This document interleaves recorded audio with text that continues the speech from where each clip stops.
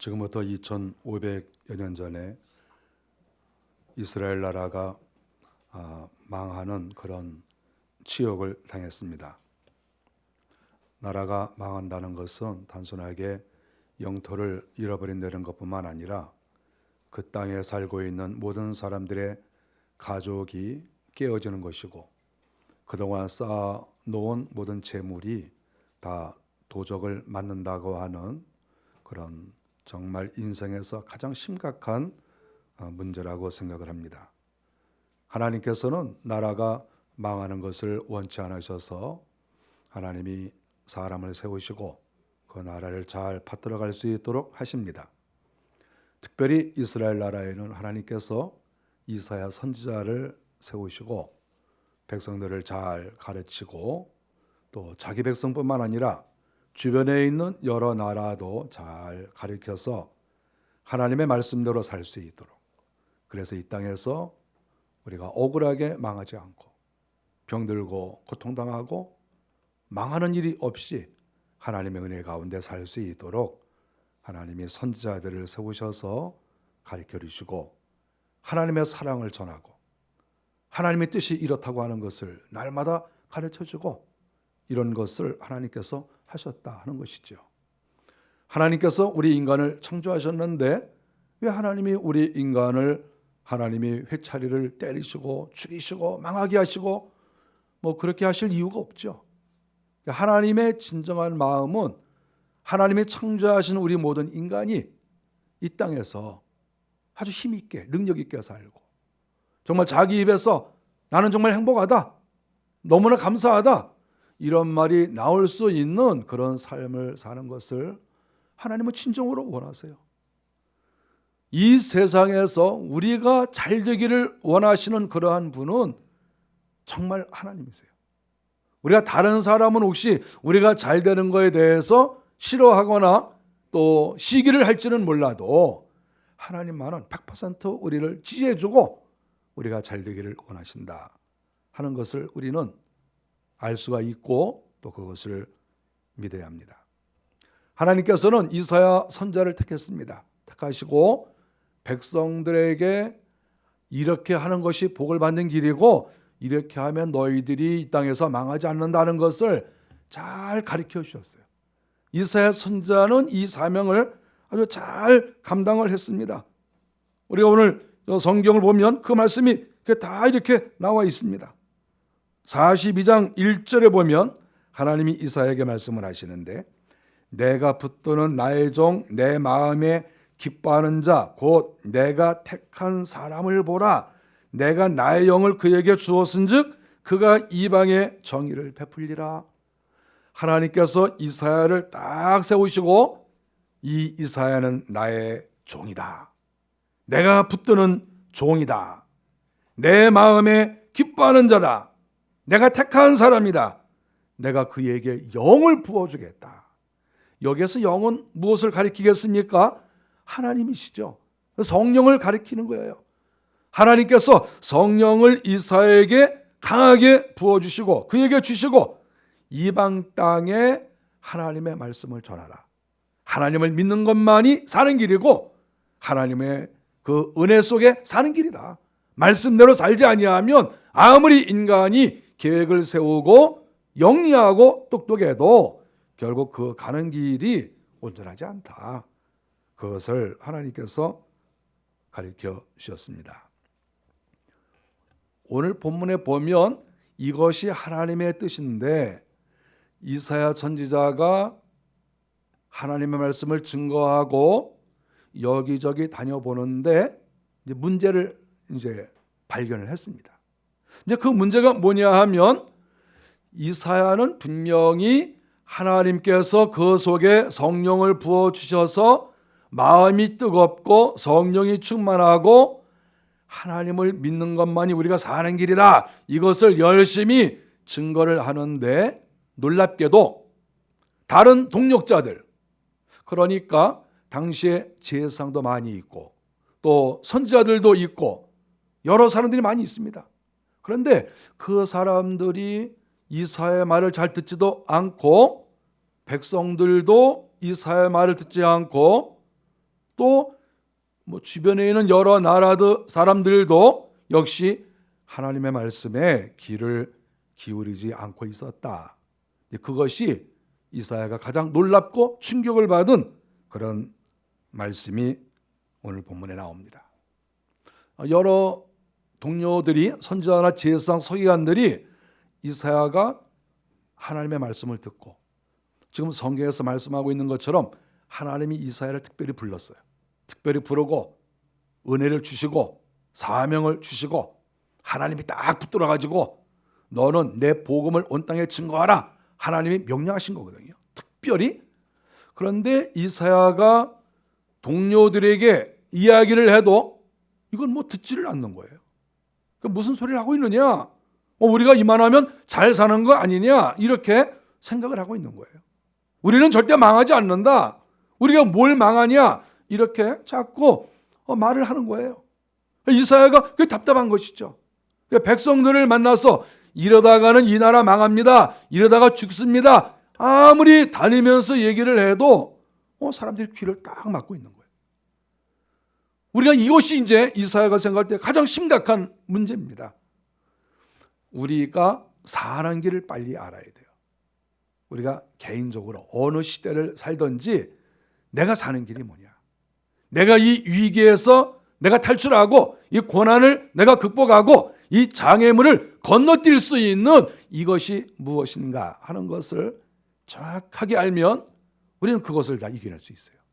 우리가 인생 가운데 이런 고비가 10번, 20번도 넘습니다. 우리가 인생을 오래 사신 분들은 정말 인생이 만만치 않다는 걸 알 수 있어요. 그런데 그러한 고난과 어려움이 있다 할지라도 하나님께서 가르쳐 주시고 하나님께서 인도하시는 대로만 가면 이거 다 돌파할 수 있어요. 이거 다 건너뛸 수 있어요. 망하지 않고. 바로 그렇게 하라고 하나님께서 선지자를 보내주신 거예요. 그리고 한 선지자, 특별히 이사야는 대단한 선지자 아닙니까? 그러면 이런 대단한 선지자가 하나님의 음성을 듣고 하나님과 교제하고 하늘나라를 바라보고 이런 영적으로 깊으신 분이 이렇게 또 가르쳐주면 잘 모르는 사람들은 그러냐고 잘 배워서 함께 하나님의 뜻을 증거해야 되는데, 아니 하나님이 너한테만 나타났냐, 뭐가 천국이 보이냐, 무슨 천사가 보이냐, 하나님의 뜻은 뭐 별거 있냐, 지금 우리가 잘 살고 있는데, 그러면서 백성들이 말을 듣지 않는 것뿐만 아니라 지도자급들도 이사야의 말을 듣지 않았다. 오늘날 교회로 말하면 교회 중직들이겠지요. 이런 분들조차도 이사야의 말을 듣지 않았다. 이것이 오늘 본문의 내용입니다.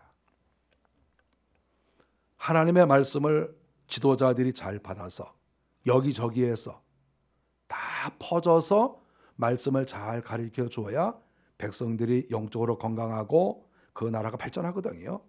그런데 이 백성들을 깨우칠 수 있는 그런 지도자들이 귀를 막고 있으니까 문제가 계속 심각해지고 있다. 그것을 오늘 성경이 가르쳐 줍니다. 18절에 보니까 하나님께서 말씀을 하시는데, 못 들은 자들아, 맹인들아, 듣고 보아라, 이렇게 말씀을 하십니다. 못 들은 자들아. 못 들은 자라고 하는 것은 무엇일까요? 이 못 들은 자들을 우리가 이해를 잘 해야 됩니다. 그리고 맹인들아, 보고 듣고 보아라. 맹인들아, 듣고 보아라. 지금 하나님께서 지금까지 이스라엘을 인도하셨어요.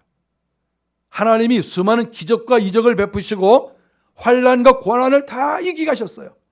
그것을 역사를 통해서도 알고 지금 현재 이스라엘 백성들이 하나님이 행하신 것을 다 봤어요.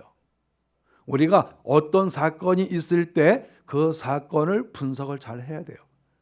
우리가 그 분석을 했을 때 이스라엘 백성들은 정말 하나님이 우리와 함께 하셨구나 하는 것을 알 수밖에 없습니다. 그만큼 하나님께서 이스라엘을 보호하시고 축복하셨어요. 그러니까 하나님께서 너희가 그거를 보아라.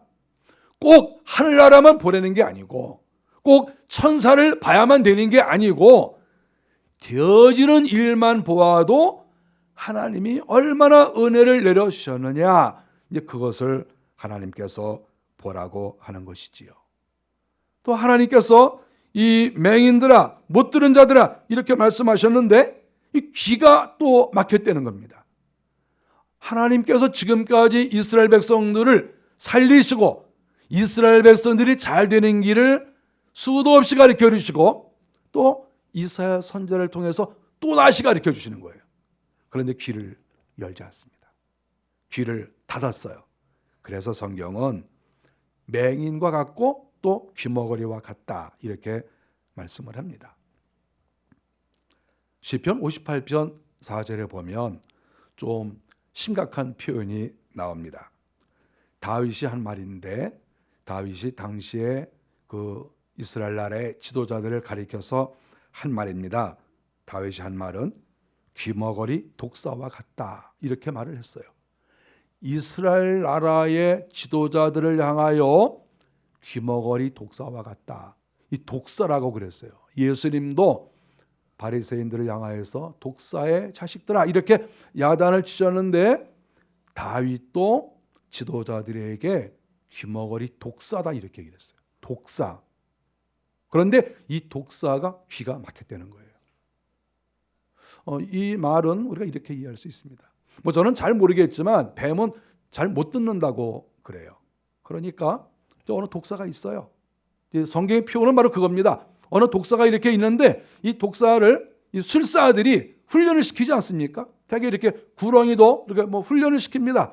그러니까 독사가 이렇게 있을 때 이 독사를 이렇게 재주를 부리게 이제 술사들이 하지 않아요? 항아리에 담았다가 이제 항아리 뚜껑을 딱 열면 독사가 싹 이렇게 나옵니다. 딱 이렇게 나와서 고개를 이렇게 돌면 이제 술사가 피리를 딱 분다든지 뭐 이렇게 하지 않습니까? 그럼 독사가 이렇게 나와서 막 이렇게 춤을 추고 막 이러면 사람들이 막 박수를 보내고 돈을 낼 거 아니겠어요? 그러니까 이 술사가 그 생각을 이렇게 하는 거죠. 그래서 이 뱀을 잡아다가 이렇게 항아리에 넣었다가 열고 또 피를 막 불어요. 근데 이 독사는 듣지 못하는 독사는 어떤 독사는 듣는데 이 독사는 듣지 못한다는 의미가 아니고 전체 모든 뱀들은 잘 못 듣는다고 그래요. 그러니까 뱀을 이렇게 꺼내놓고 이렇게 훈련을 시키는데 뭐 이렇게 술사가 피를 불면서 야 고개를 돌려 뭐 이렇게 하는데 돌려줘야 되는데 안 돌리고 그냥 이러고 또 뻗치고 있고 그럼 야 빨리 또 한 바퀴 돌아 그러는데도 또 안 돌고 지 맘대로 또 쑥 올라가고 이게 훈련이 제대로 안 되는 거예요.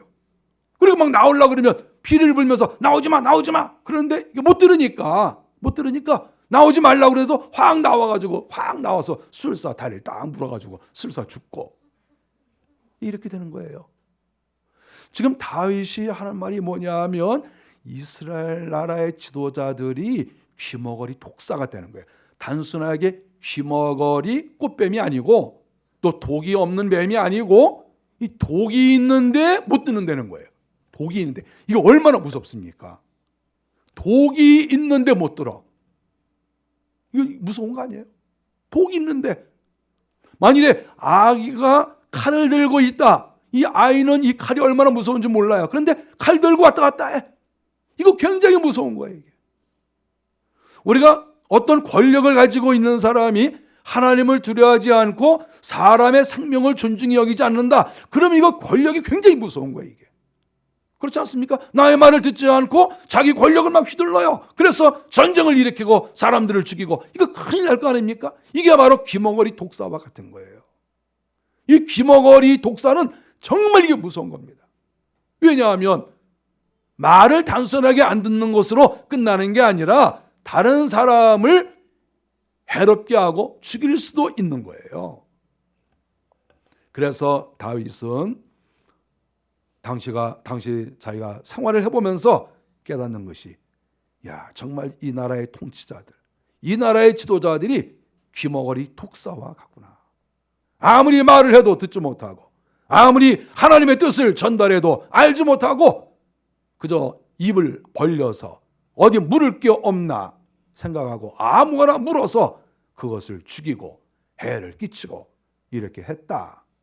이렇게 다윗이 성경에 말씀을 하고 있는 것입니다. 우리가 세상에서 정말 슬픈 것은 자기 자신이 귀머거리라는 것을 모르고 있는 것이 더 슬픈 것이죠. 내가 분명히 하나님께서 나에게 말씀하시는데 내가 그것을 듣지 못한다. 이거 정말 슬픈 일이에요. 말해도 듣지 못할 때. 저는 이렇게 장애인들을 사실 많이 봤습니다. 말을 못하는 사람도 많이 보고 또 이렇게 듣지 못하는 사람도 많이 보고 기도도 많이 해주고 또 정말 마음이 아파요. 그런 분들이 치료가 되면 너무 좋지 않겠어요? 안 들리는 사람이 있어요. 아무리 말을 해도 그걸 못 알아들어요. 무슨 말인지, 나를 칭찬하는 말인지, 나를 욕하는 말인지, 뭐 나를 잘 되라고 하는 말인지, 잘 되라고 아무리 가르쳐줘도 듣지를 못하니까 그것을 지켜나갈 수가 없는 거예요. 이 세상에서 제일 무서운 것은 듣지 못하는 것이고, 특별히 듣지 못하는데 거기에 독사까지 되었다, 거기에 권력까지 있다, 그러면 이것은 수많은 사람들에게 피해를 줄 수밖에 없는 그러한 것이죠. 이스라엘의 지도자들이 실질적으로 귀가 막혔다는 것은 아니죠. 실질적으로 귀머거리라는 건 아니죠. 그들이 정상적으로 눈이 다 있고 귀가 다 있어서 보고 듣는 거 다 해요. 근데 문제는 하나님은 보이지 아니하시는 분이고 하나님은 영적인 분이신데 하나님의 음성을 못 듣고 영적으로 하시는 말씀을 못 듣는다는 것이죠. 그래서 성경은 그 사람을 가리켜서 맹인이요 귀머거리다 이렇게 말씀하죠. 겉으로 볼 때야 전혀 문제가 없죠. 겉으로 볼 때는 훌륭하고 천재적이고 겉으로 볼 때에는 뭐 부족함이 없죠. 그런데 영적으로 볼 때에는 하나님의 음성을 듣지 못하고 마귀의 역사를 알아보지 못하니까 이게 바로 귀머거리고 맹인이다. 이렇게 성경이 말씀을 하고 있는 것입니다.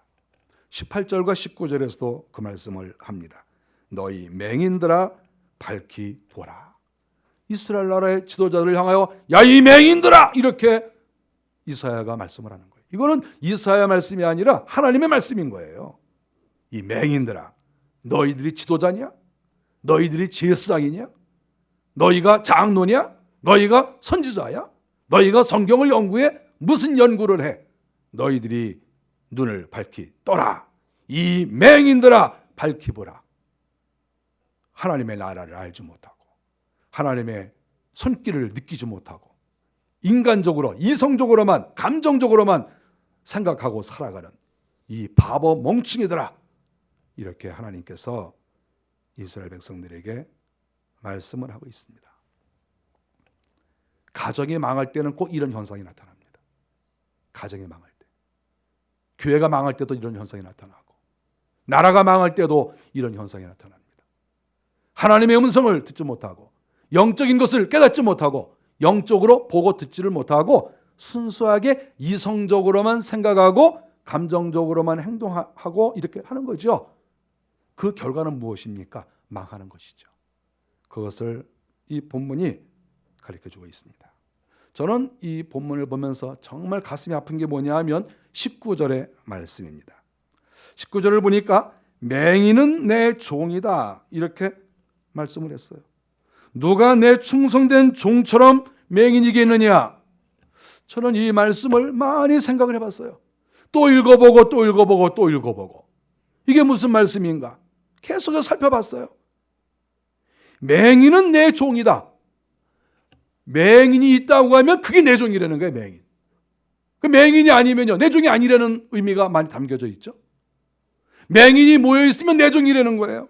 그리고 누가 내 충성된 종처럼 맹인이겠느냐? 이것은 어떻게 보면 비아냥거리는 것이고 역설적인 그런 말인 거예요.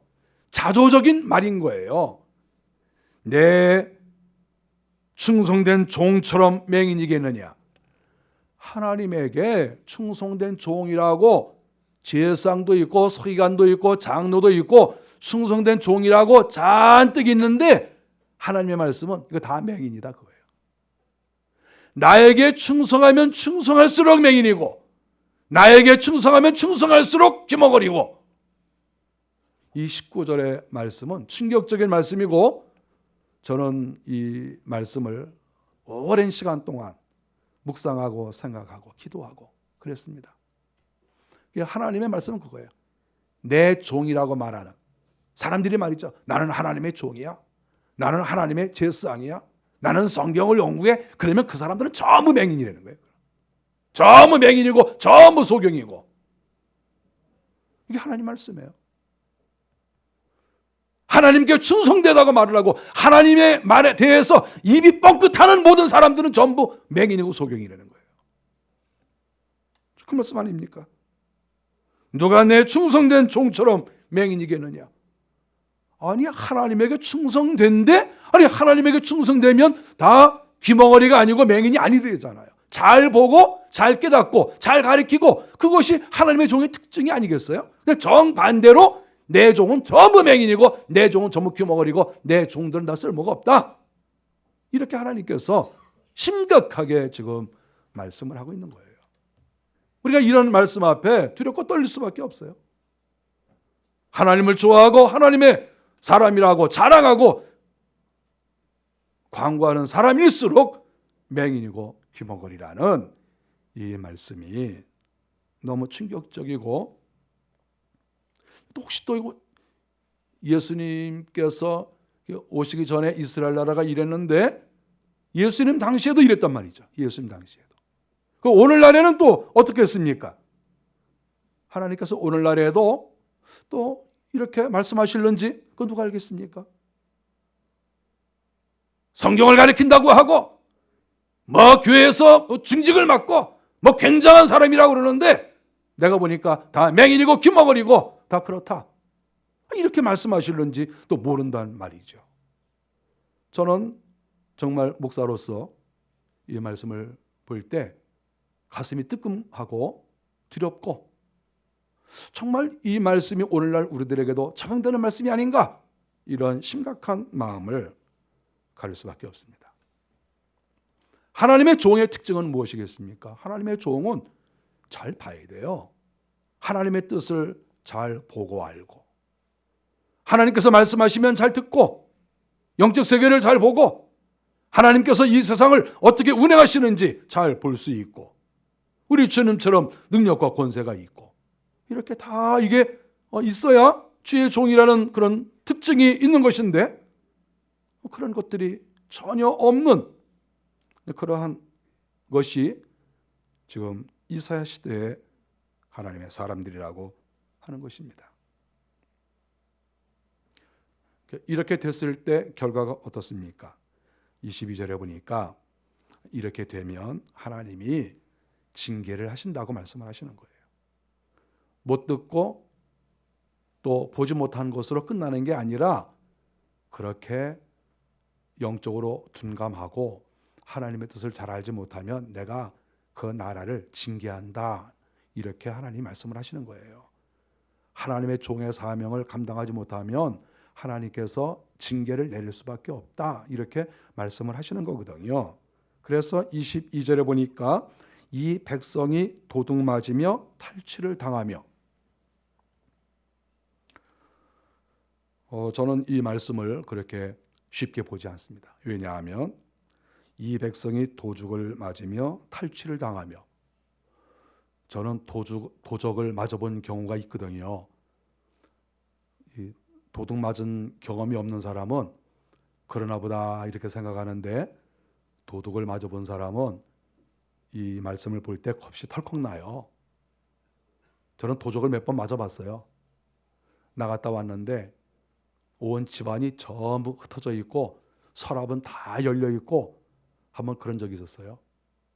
네, 전도사 때였었는데 그때는 가져갈 게 없어가지고 아무것도 가져간 게 없었어요. 그래서 아마 도둑놈이 라면을 갖고 왔으면 한 두어 개 놓고 가지 않았을까 이렇게 생각을 했어요. 그런데 이제 제가 좀 경제적으로 좀 넉넉했을 때도 한번 도적을 맞았어요. 정확하게 들어와서 우리 집에 좀 감 나가는 거는 다 가져갔어요. 한번 도적을 맞았어요. 제 건 하나도 없었으니까 저는 괜찮은데 우리 아내 것을 많이 가져갔습니다. 저는 하나도 잃어버린 게 없어요. 그런데 슬퍼하는 아내의 모습을 보고 저도 슬퍼지는 거예요. 도적 맞으면 이렇게 되는 거구나. 그거를 아는 거죠. 여러분 도적 맞아 본 적 있어요? 도적을 맞아 보면 크게 도적을 맞아 보면 이 말씀이 그냥 지나가지질 않아요. 딱 들어와요. 이게 땅을 도적 맞고 내 인생을 도적 맞고 어쨌든 도적 맞아 보면 이 말씀이 이게 그냥 넘어가질 않습니다. 이 백성이 도둑 맞으며 탈취를 당한다. 하나님의 말씀을 깨닫지 못하고 주의 이 말씀을 하나님 우리에게 맡겨주셨는데 이 맡겨주신 말씀을 제대로 증거하지 않으면 하나님이 분노하시고 벌을 내리시는데 도적 맞게 하신다는 거예요. 물질의 도적을 맞고 인생의 도적을 맞고 건강의 도적을 맞고 도적을 맞습니다. 다 굴 속에 잡히며 옥에 갇히도다. 포로로 잡혀가는 것이고 자유를 잃어버리는 거 아니겠습니까? 노략을 당하되 구할 자가 없고 탈취를 당하되 되돌려 주라고 말할 자도 없다. 22절에 계속해서 말씀을 하고 있습니다. 하나님의 음성을 듣지 않고 자기 고집대로 살고 할 때에는 빼앗기는 그런 진노가 있다. 이렇게 하나님께서 말씀을 하십니다. 하나님이 우리 인생을 창조하실 때, 그리고 특별히 이스라엘 나라를 하나님이 선택하셨을 때 하나님은 아주 존귀하게 살도록 하나님이 창조하시고 택하신 거예요. 21절에 그것을 말씀하고 있습니다. 원래 하나님의 뜻은 백성을 크게 높이는 것이다. 이렇게 말씀하고 있어요. 그의 의로 말미암아 기쁨으로 교훈을 크게 하며, 하나님은 어쨌든지 내 백성을 잘 가르치고 진리가 그 속에 있게 하고 하나님께서 경제적으로도 넉넉하게 하셔서 많은 사람들 앞에 존경을 받고 많은 사람들이 부러워하는 그러한 위치에 두는 것이 그게 하나님께서 원하시는 거예요. 하나님이 우리에게 하나님을 믿으라 그리고 말씀대로 살아라 하는 그 말씀의 의미는 내가 너희가 복을 주겠고 너희가 정말 멋지게 인생을 살게 하겠다, 이런 약속과도 같은 거예요. 하나님은 우리가 그렇게 살기를 원하시는 것이다. 이것을 성경이 가르쳐주고 있습니다. 이스라엘 백성들이 하나님의 그 뜻을 알아보지 못하고 하나님을 향하여 귀를 열고 음성을 듣지 않고 하나님이 행하시는 것을 눈여겨보지 않고 자기 마음대로 이성적으로 감정적으로 생각대로 인생을 살다가 결국은 가정이 다 깨어지고 생명을 잃어버리고 나라가 망하는 이런 일이 있었다. 이렇게 성경이 기록을 하고 있습니다. 이사야가 살았던 그 시대와 우리가 사는 시대를 우리는 비교할 수 있습니다. 지금 시대도 그 시대보다 더 낫다고 볼 수가 없습니다. 여러분, 우리나라가 경제적으로 상당히 이렇게 생활이 나아진 것은 사실입니다. 그리고 많은 사람들이 또 지식적으로 또 많이 공부할 수 있고 자유도 얻고, 이 대한민국은 정말 살기가 괜찮은 나라죠. 하나님이 크게 은혜를 내주셨습니다. 이 나라가 더 견고하게 서나가는 길은 하나님께 귀를 기울여야 돼요. 하나님의 말씀을 잘 듣고 하나님께서 우리가 어떻게 하기를 원하시나 여기에 신경을 우리가 많이 써야 돼요. 기도하면서. 주의 음성을 듣지 못하면 이스라엘 나라를 망쳐버린 그런 귀머거리 독사들이 많이 나올 수가 있어요. 귀머거리 독사. 듣지는 못하는데 독이 있는, 하나님은 모르는데 독이 있는 이런 귀머거리 독사들이 판을 치면 결국 나라를 망하는 거죠. 성경이 그렇게 가르쳐주고 있으니까. 다윗 시대도 그랬고 이사야 시대도 그랬고, 그러니까 결국은 가정으로 돌아가서 그 가정에서 누구라도 늘 기도에 힘쓰고 말씀을 잘 보아서 하나님을 향하여 귀를 열고 하나님이 행하시는 것을 내가 이성적인 눈으로만 보는 것이 아니라 영적으로 이것을 보면서 하나님을 향하여 고개를 숙이고 순종하고, 그랬을 때 그 가정이 바로 살 수가 있어요. 교회도 마찬가지고, 교회도 날마다 기도하는 사람들이 하나님을 향하여 귀를 열고 하나님께서 원하시는 대로 교회가 운영되어져 나가고, 나라도 마찬가지죠. 나라도 귀머거리 독사들에게 나라를 맡길 수가 없고, 하나님의 말씀 앞에 우리가 다 고개를 숙이고 하나님 어떻게 했으면 좋겠습니까? 하는 그러한 마음으로 나갈 때 하나님이 축복하신 이 나라가 견고하게 설 수 있다. 그것을 성경이 가르쳐주고 있습니다.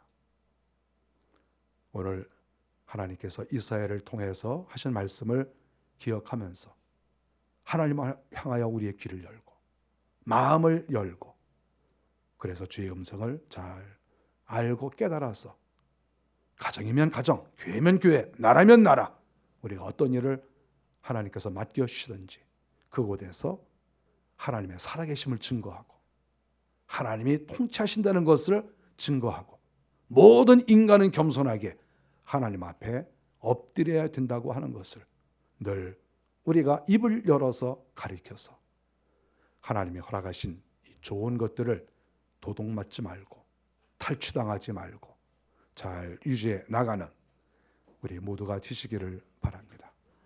기도하겠습니다.